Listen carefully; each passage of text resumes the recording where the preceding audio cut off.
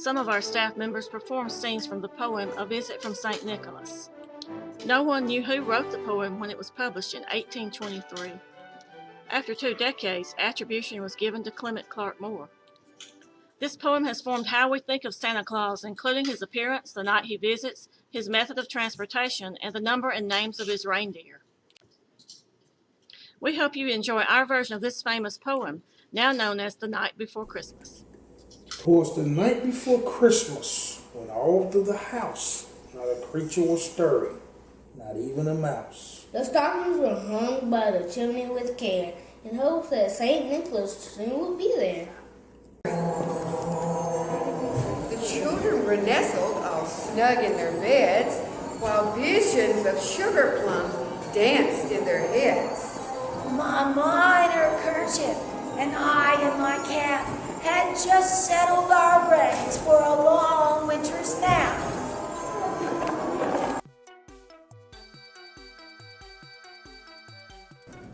When out on the lawn there arose such a clatter.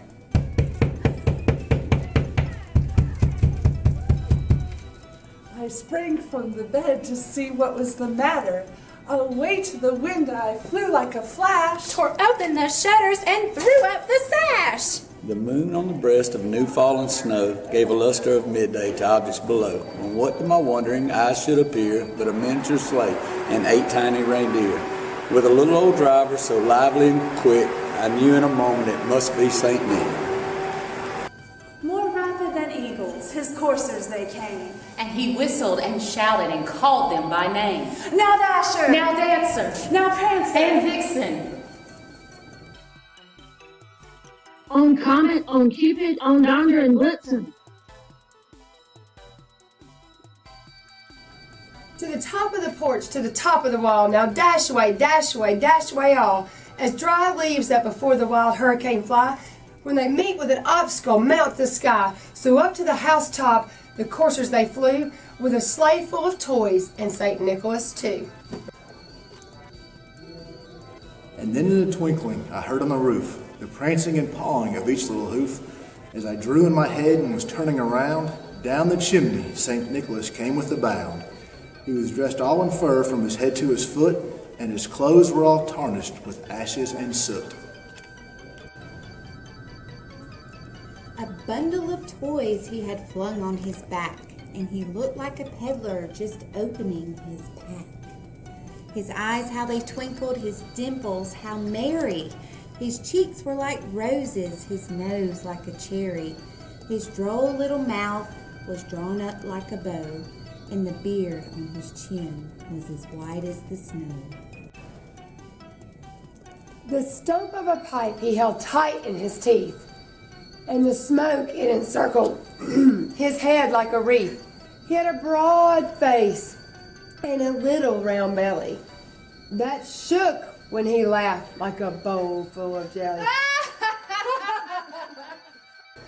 He was chubby and plump, a right jolly old elf, and I laughed when I saw him in spite of myself. A wink of his eye and a twist of his head soon gave me to know I had nothing to dread. He spoke not a word, but went straight to his work, and filled all the stockings, then turned with a jerk. He lay his finger aside his nose, and gave a nod at the chimney he rose.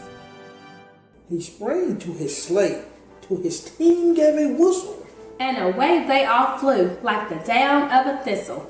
But I heard him exclaim ere he drove out of sight, "Happy Christmas to all, and to all a good night." Ho, ho, ho.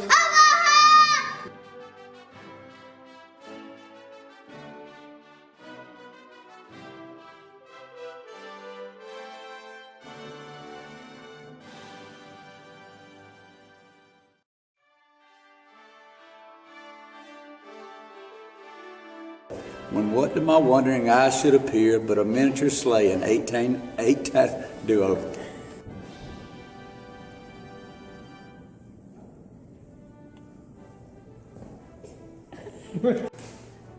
More rapid than eagles, his coursers they came. You got started. Minor kerchief and I and my cap. And laying his finger aside his nose, and gave a nod up the chimney he rose. I sprang from the door. when out on the lawn there arose such a clatter.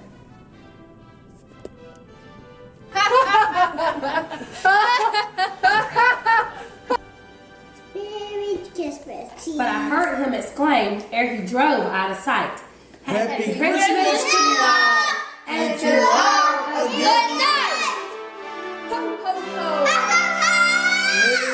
Merry Christmas.